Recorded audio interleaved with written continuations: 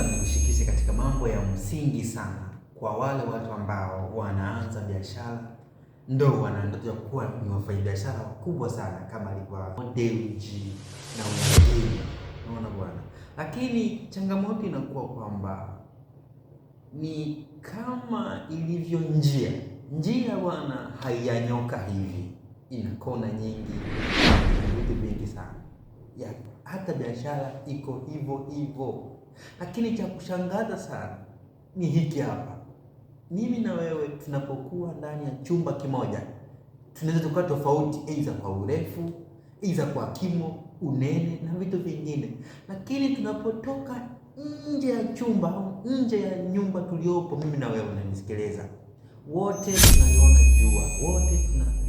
jua kwamba lile pale na linatugonga wote kwa pamoja. Hii ina maana gani?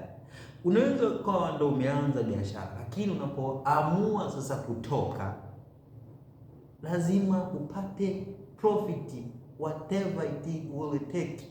Haijalishi ndo umeanza leo, lakini lazima upate mafanikio kwenye biashara. Achana na hiyo, nini kinatokea sasa kwa watu wengi? Mkononi nimeshika, hii ni pin za stapler, zipo ndani ya box. Hizi pini zipo ndani ya box. Hizi pini kama sijazitoa, ina maana kwamba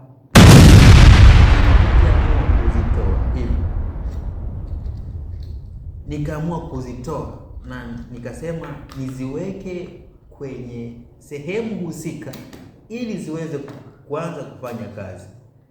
Nina hakika na ninaamini zitafanya kazi ipasavyo. Unaona, nimeziweka ndani ya kitendea kazi. Unaonaje kama zingeendelea kubakia huku? Je, hizi stapler ningeona faida yake? Jibu ni hapana. Nini sasa?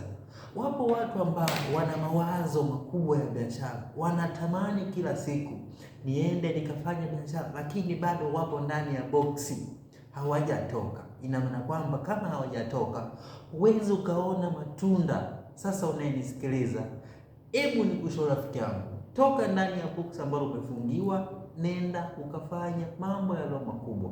Watu walioko ndani ya boksi hawawezi kuona tenda, wanakuwa na uoga mwingi sana wa kufanya biashara. Ina maana kwamba unapotoka ndipo inapokuwa. Ninaposema kutoka inamaanisha nini kwa mara nyingine?